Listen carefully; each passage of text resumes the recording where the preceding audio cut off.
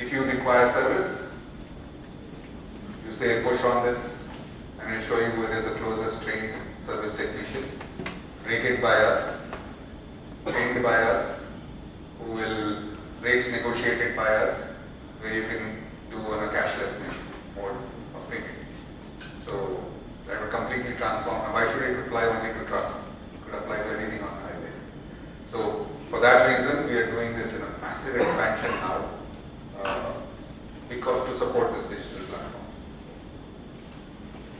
And for that, we have created an innovation fund.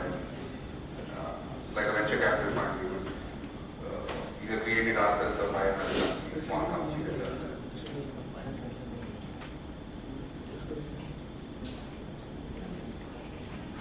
Any other questions? I want to leave you with the top 10 learnings that I had. This was the most common slide that I was been asked wherever I have to speak about Ashok Leyland. First and foremost, I would say that in a downturn, you can't communicate too much. The number of types, there is something in Ashok Leyland called coffee with Vinod. No, I don't have people on a couch or something like that. It's an open session with youngsters, fresh employees of the company, or the junior most employees of the company, and they have said, there's no HR person, there's no recording. They can ask me anything about the company, except somebody's salary, of course. So they can ask me like that, whether it was coffee with Vinod, with webcast, with virtual town halls, or individually going to all of these places and communicating. Now, in fact, we have a new challenge. From 2016 onwards, we launched some. Ashok Leyland was on the brink of financial collapse. So from there, we became a good company. We've launched a new next chapter, which hopefully 5 years from now, I'll be coming and talking to another XLRI batch. We call it good to great. How do we are a good company, how do we become a great company? So we're defining what is a great company and what do we need to do to get to that. And to me, the communication during the turnaround was far easier than the communication going forward. The reason is, when the company was doing badly, I remove 10% of the people, they get the message. I reduce people's salary and don't get their performance pay, they get the message. I don't have to tell them the company is not doing well. Just hold on to his paycheck and he'll get the message. But explain to them what you're going to do about it. Why are we in this position? Don't let them focus so much on the facts, saying somebody else screwed up. The last thing I would do is to say, I would never do this, is to say, my predecessor did this and hence we are dealing with this. I have been, it's like playing poker. You have been dealt a hand. Either fold or play. Can't fold, so you have to play. So don't complain about the past. Leverage the communication about what you're going to do. In any change situation, you have something called resistance to change. Me being an engineer, I have always got it down to a formula. V times D must be greater than R. First, you create a discontent about the status quo, saying this is bad, you're not getting your salary, competitors eating our lunch, we are not making any profit. Create the discontent. Then back it up with a vision. Say this is what we will do to fix it. This is what we will do together, this is what the company will do, this is what you will do, and together we will make this better. So the V times D should be greater than the resistance to change. Only if you can do that, you will be able to implement this change. In case you forget to remember this formula, it's Vinod times Dasari. The second most important lesson that for me was to leverage the pride in the company. Ashok Leyland, 60, 70 years, we never lost money. People were very proud of the company. The greatest thing happened to me. One of my competitors, I don't want to name him, arrogant German guy,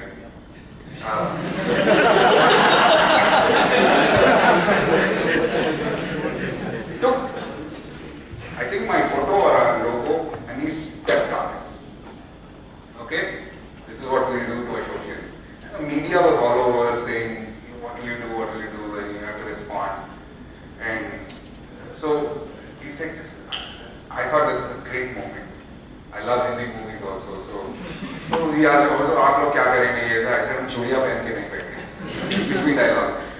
Economic Times reported it as चूड़ियाँ पहन के नहीं बैठे. So then we said, नहीं ना, उनके पास बड़ा equipment है, ये नए product है, नई technology है, आपके पास क्या है? I said, you sound like very Amitabh Bachchan saying in that old movie, मेरे पास गाड़ी है, मेरे पास बंगला है, मेरे पास क्या है? I said, मेरे पास मेरी team है. And I meant it. That got published. The amount of pride that brought in. Saying, this fellow has said this about Ashok Leyland. Alka Chopra is going to come into our town and is going to bury Ashok Leyland. He stepped on our logo. We will show you. To me, it was the greatest thing. I said, come on. I think if any competitor could help me, that was the greatest thing. Yesterday I was speaking in Kolkata to about 2,000 of our East Zone mechanics. And one of them asked, now what do you say to him? So I said, मेरे photo को सीने से चिपका ले telecom.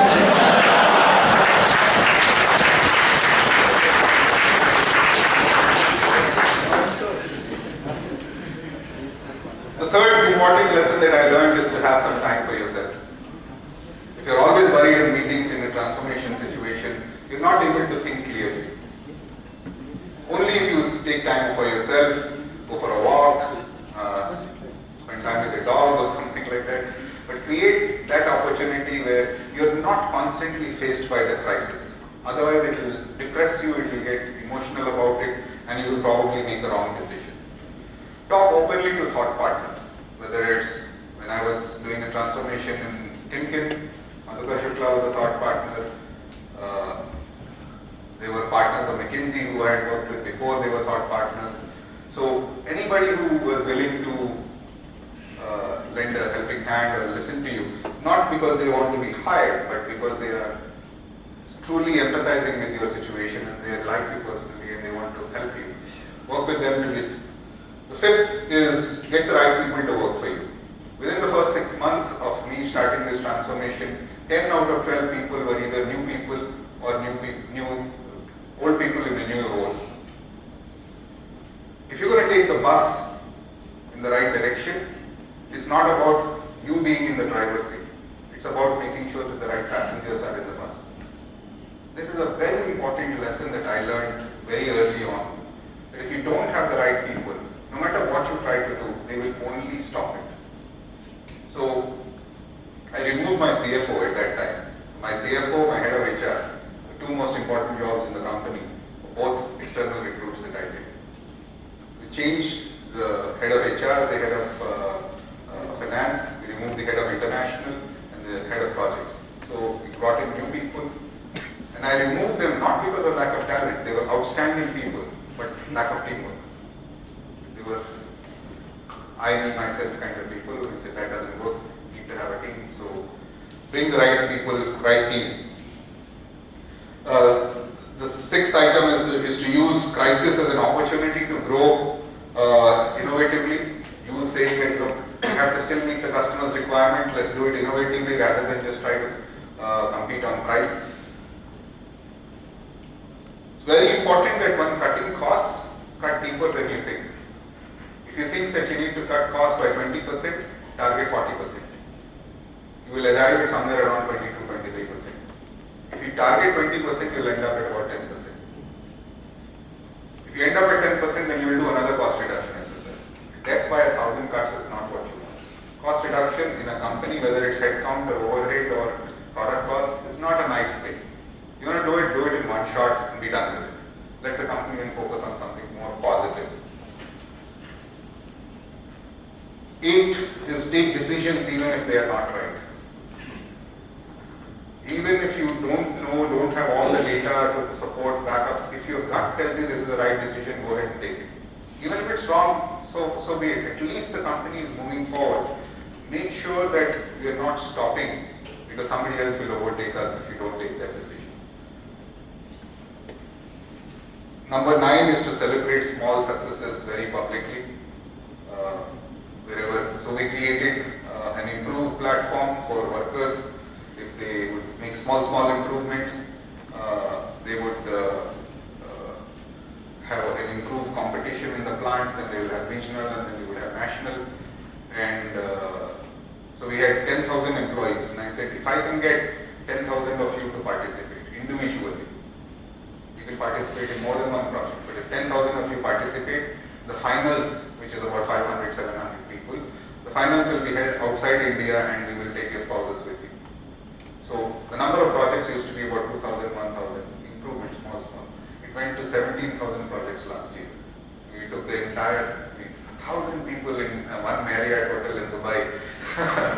So celebrate successes, show them that you will be able to celebrate. We created Chairman's Award, we created multi-levels of recognitions. Last and probably the most important, all of you will be in leadership positions sooner or later. Never let them see you sweat. Never let your organization or your competitors or your dealers or anybody in the ecosystem see that you are scared. The fear will eat you up is that the very fact that there are 15,000 employees in Ashok Leyland, nearly 40,000 employees in our supply base or in our dealership, and about 100,000 employees in our supply base depend on decisions that you make. That's a huge burden on itself. If you screw up, it will cause a lot of problems. Ashok Leyland is an institution. It's probably would have survived regardless of what we did, but if you get scared and that the fear is visible on your face, your organization will suffer. Your competitors will leverage that. Instead, leverage their fear, their arrogance to your advantage. That's all I have to say. It's been a pleasure. Thank you very much.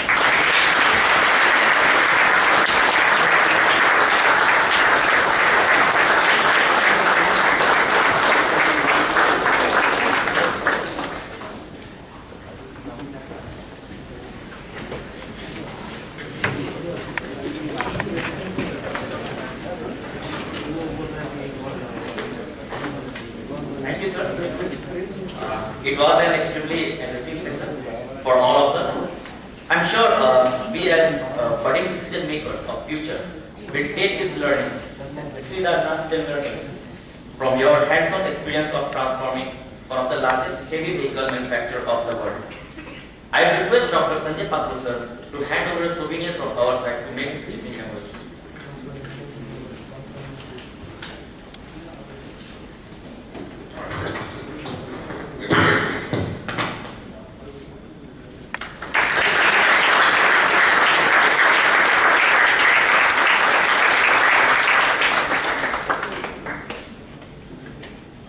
On behalf of XLRI, I thank you again, sir, for sharing your valuable time with us. With this, we conclude our session and would request you all to join for refreshment.